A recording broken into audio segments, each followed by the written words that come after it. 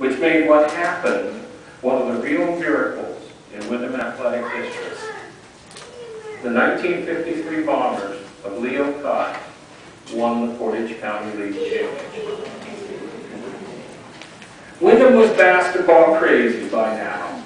The 1951 and 52 Bombers were Portage County League champions, playing in what we old-timers called the Old Gym. The 1952 team of Coach Clayton West was 25-1 and arguably the greatest basketball team in Windham history.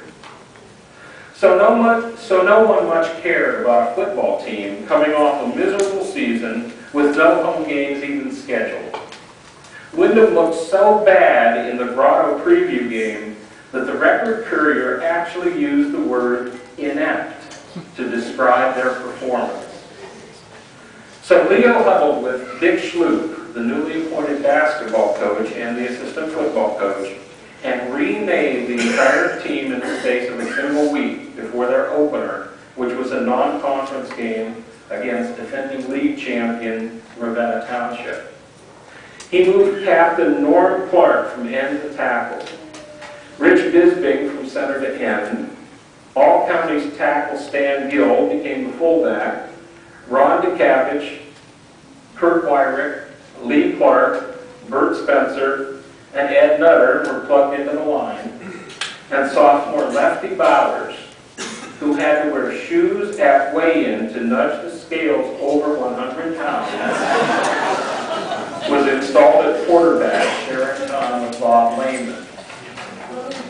Every day after school, the entire team trudged over to the pasture next to the White Elementary School, the only open space in town big enough to practice on. But they had so much camaraderie that Leo was moved to tell the Record Courier reporter, "I know Ravenna Township has the edge in experience, but the way our spirit and play has perked up in the last week, we just may come up with something." They didn't. They lost 18-0 on a field that was no better than Muddy Swamp. Oh, I forgot to mention one thing. Leo Cott only had 15 boys on that 1953 team.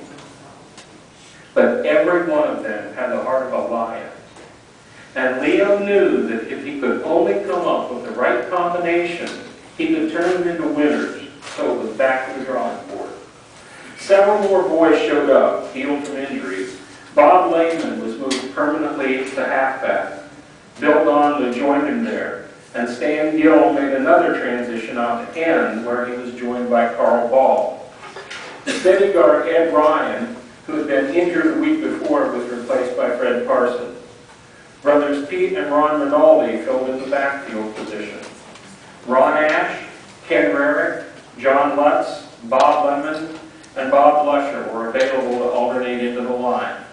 And of course, everybody also had to play defense, so there was never a minute's break for anybody during the game. The second game against Garfield showed promise. Bob Lehman scored both touchdowns in a 13-0 Bomber victory. Now, Bob Lehman, everybody agreed, was the fastest runner in the county, and he had moves that had tacklers grasping at shadows. But his linemen knew a secret that opponents didn't. Bob Lehman hated pain, and he was scared of being tackled. He hated tackling drills in practice, and he would do anything to dodge a tackler in a game. So the fans marveled at the boy's ability, and his teammates just smirked at that. But the very next game must have made Leo question his coaching ability, because Southeast beat Windham 20-13, the first win ever for the Pirates after 2 consecutive winless seasons. Almost 60 years later, Stan Gill and Norm Clark remember that game like it was yesterday, because it may have been the most brutal game in Windham history. 2 Southeast players had been ejected for rough play early in the game, and later, a Southeast player kicked prostrate guard Ed Ryan in the head so hard that Ed fell unconscious unconscious and swallowed his tongue. A nurse raced from the stands and yanked his tongue back into place, and Ed, still unconscious, had to be taken to the hospital by ambulance. Captain Stan Gill was so enraged by this that he punched the offender on the very next play. The Southeast player retaliated by punching Norm Clark, who was slightly smaller than Stan, precipitating an on-field brawl which resulted in Stan Gill and Ron Ash being ejected. On the bus ride home, Coach Cott told Stan Gill, his returning all-conference player and team captain, that he was through as a player, to turn in his equipment. Stan told Leo that he would see him at practice Monday. Whatever thoughts each had the rest of the weekend, Stan showed up Monday, and Leo never said another word about it. But what Stan Gill didn't know was where Leo had been that weekend. Ed Ryan lay unconscious in a bed at Robinson Memorial Hospital, and Leo had been by his bedside the entire time, repeating, "Ryan, this is Coach Cott, get up." Attendant nurses later told Ed that every time Leo said this, his blood pressure would spike, as if he was trying to respond to his coach's orders. And by the end of the weekend, Ed had finally regained consciousness, and Leo could finally go home, probably having forgotten what he told Stan Gill.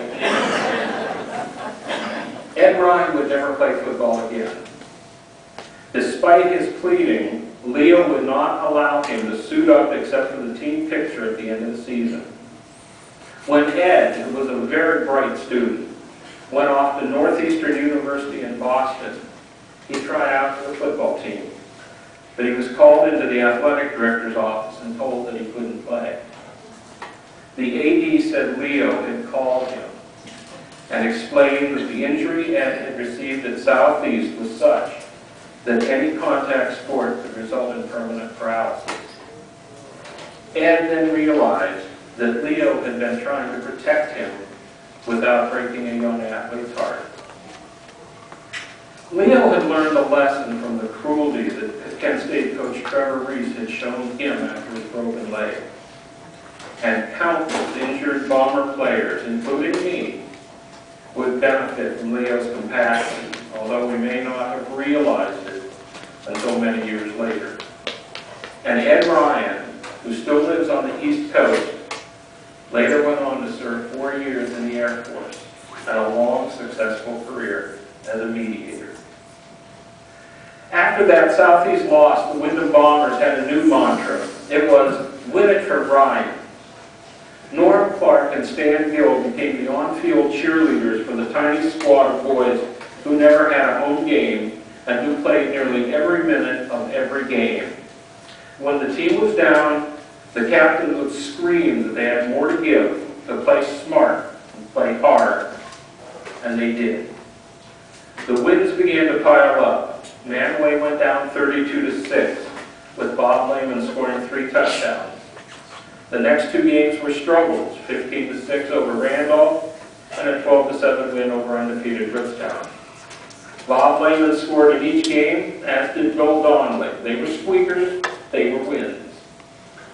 On October 30th, the Bombers beat 1952 co-champion Aurora at Newton Falls, and thanks to a Suffield tie, Windham took over first place in the Portage County League. The final game of the season against Atwater would be their championship game. The Record Courier ran a huge 3-column preview of the game at the top of the sports page that week, featuring a picture of defensive tackle and team kicker Norm Clark, whom they labeled a demon on defense.